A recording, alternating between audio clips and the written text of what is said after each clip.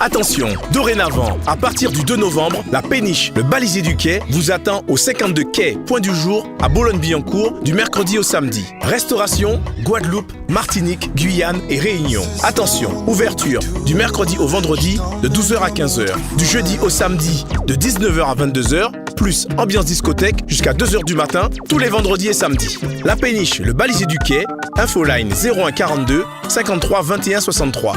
01 42 53 21 63. Hexagone, actualité.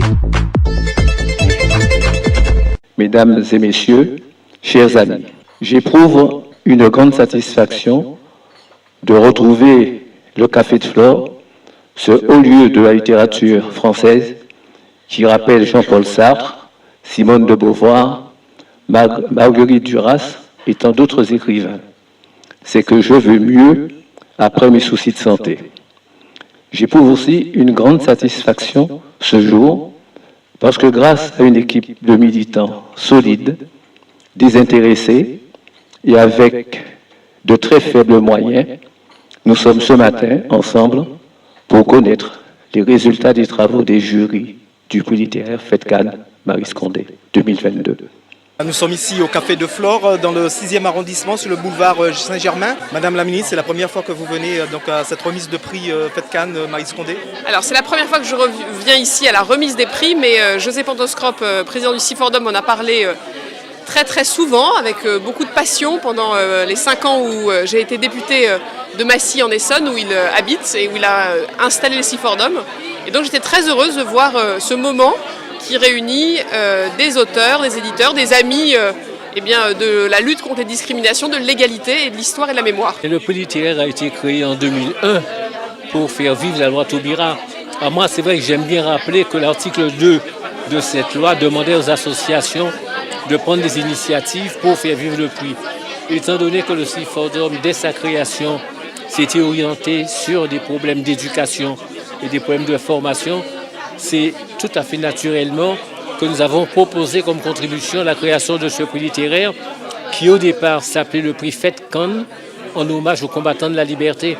Et les combattants de la liberté, pour nous à l'époque, nous pensions à Victor Schœlcher, nous pensions à Toussaint Louverture, nous pensions à Delgrès, nous pensions à la mulâtresse Solitude.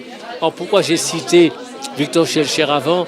C'est parce que nous voulions bien expliquer que nous n'étions pas dans une question de couleur, une question de race, et que c'était un combat en faveur de l'histoire de l'esclavage.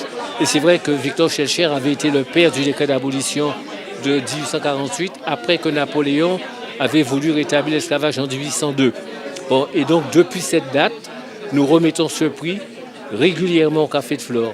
Donc là, c'est la 19e édition, et nous espérons que l'année prochaine, nous serons encore ici, avec un palmarès aussi éblouissant que cette année. Alors cette année, je vous dis, je suis vraiment très heureux que la catégorie recherche, que le jury a primé un livre qui est, je dirais, un bébé de Marcel Dorigny. Marcel Dorigny qui est avec nous, qui a travaillé à la création du prix avec moi dès son origine, donc en 2001, et qui nous a quittés précipitamment cette année. Ce que nous regrettons, c'est une grande tristesse. Nous pensons toujours à lui et nous ferons vivre le prix pour sa mémoire. Alors, je vais commencer par la catégorie mémoire. Une mention spéciale du prix littéraire est accordée à François-Xavier Guillerme pour son ouvrage La veste jaune, Laipan Isek, paru aux éditions Idem, Paris, Martinique. C'est un sacré honneur déjà de recevoir la mention spéciale du jury pour la catégorie mémoire avec ce roman La veste jaune, Laipan Isek.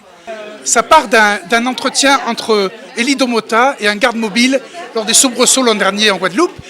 Et le garde mobile lui demande quel message apporter au préfet. Il lui dit « Nous avons un règlement de compte ancestral et nous irons jusqu'au bout. » Qu'est-ce que vous voulez dire par là? Laipan Isek. Comment? Même mouillé, il sec.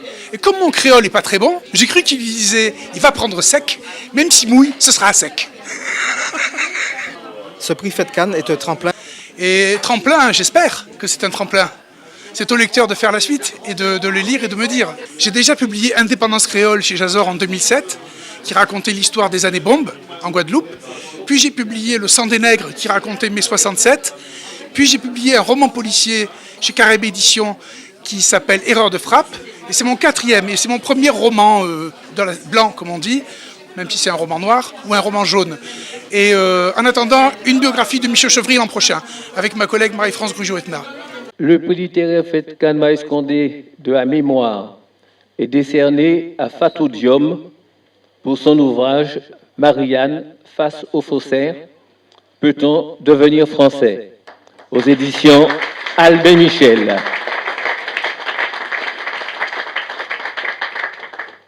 Nous passons maintenant à la catégorie recherche.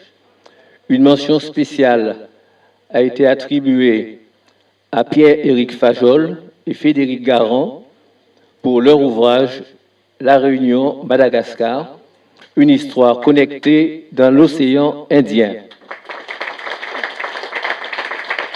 Paru aux éditions, je pense que c'est Presse universitaire de France, Paris.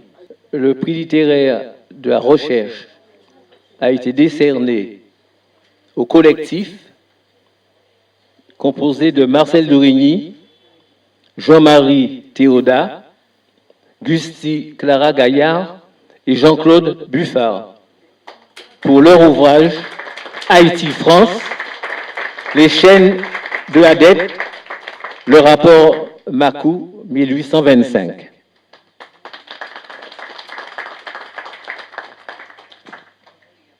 Nous passons à la catégorie jeunesse.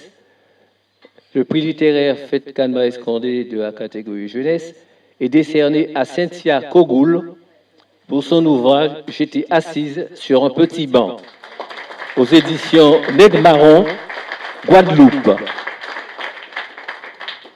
Vous venez de recevoir ce prix FETCAN Maïs Condé. Vous y attendez? Non. La maison d'édition m'a emmenée. Effectivement, j'ai vu les autres livres concurrents et non, je ne m'y attendais pas. C'est une belle surprise. Je suis très heureuse et très honorée d'avoir reçu le prix. Comment vous avez trouvé cette cérémonie? C'est enrichissant. J'ai découvert des auteurs et j'ai découvert des livres que j'irais chercher volontiers. C'était agréable. Un mot sur votre ouvrage? Eh bien, j'étais assise sur un petit banc, une petite fille assise sur un banc qui raconte un peu ses souvenirs d'enfance. Je dirais que c'est un livre qui replonge les Antillais dans leurs souvenirs d'enfance, leurs souvenirs au quotidien, ainsi que c'est une grande découverte ça serait une grande découverte pour les personnes qui ne connaissent pas les Antilles. Donc, allez le lire. Et enfin, la catégorie poésie, le prix littéraire FETCAN, donc de la catégorie poésie, est décerné à Saint-Doun Ben Ali pour son ouvrage, son recueil, Johanna, pour toi, pour moi, aux éditions Project-Île de Mayotte. Un prix tant attendu pour cet ouvrage, Johanna, pour toi, pour moi. Vous êtes l'éditeur? Je suis l'éditeur de Johanna, pour toi, pour moi, de Saint-Doun Ben Ali. Et c'est un moment important pour nous parce que nous existons depuis 1 an et demi. Et Saint-Doun Ben Ali, dès qu'il a su que nous allions créer la maison d'édition, il nous a confié Johanna, pour toi, pour moi. Et Saint-Doun Ben Ali est un poète qui vit aux Grandes Comores.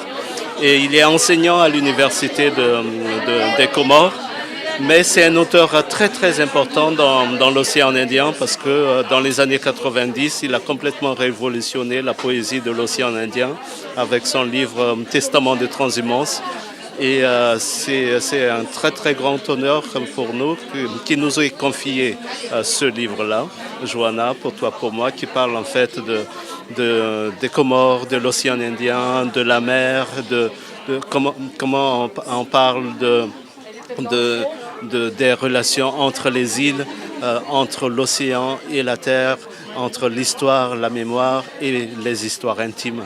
Ce prix FETCAN est un tremplin pour tous les auteurs de l'océan Indien.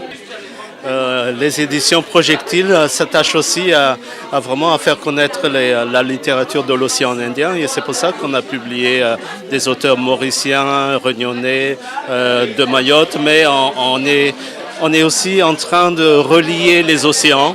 On a publié des auteurs comme Géry Létang qui est de la Guadeloupe, Evelyne Trouillot de Haïti, et ce qui fait qu'on essaye comme cela de se faire rencontrer les courants marins, parce qu'à travers ces courants marins, la mémoire, elle passe. Cette remise de prix Fête Cannes, Maïs Condé, n'est pas seulement un prix pour les Outre-mer, mais ça devient un prix universel. Mais ça n'a jamais été un prix uniquement pour les Outre-mer. Ça a toujours été un prix qui fait la promotion de l'humain. C'est un prix, on l'a dit dès le départ, alors qu'on a voulu nous faire croire que c'était un prix communautariste. Dès le départ, on a dit non, c'est un prix universel. La preuve, c'est qu'on a primé quelquefois des auteurs américains, nous avons primé des auteurs canadiens, nous avons primé des Africains, nous avons primé des Guadeloupéens, des Martiniquais et puis aussi des Français de France, quoi. Donc c'est un prix universel. Je l'ai dit, cette année, nous avons reçu plus d'une centaine de livres. Et moi, je vous dirais, je fais une confidence, nous avons déjà reçu pour 2023 3 ouvrages. Donc pour vous dire que la cérémonie d'aujourd'hui n'arrête rien du tout, nous repartons déjà pour l'année prochaine. Outremernews.fr, le site de l'actualité Outre-mer, 24 heures sur 24 et 7 jours sur 7. Retrouvez la chaîne Outremer News sur YouTube.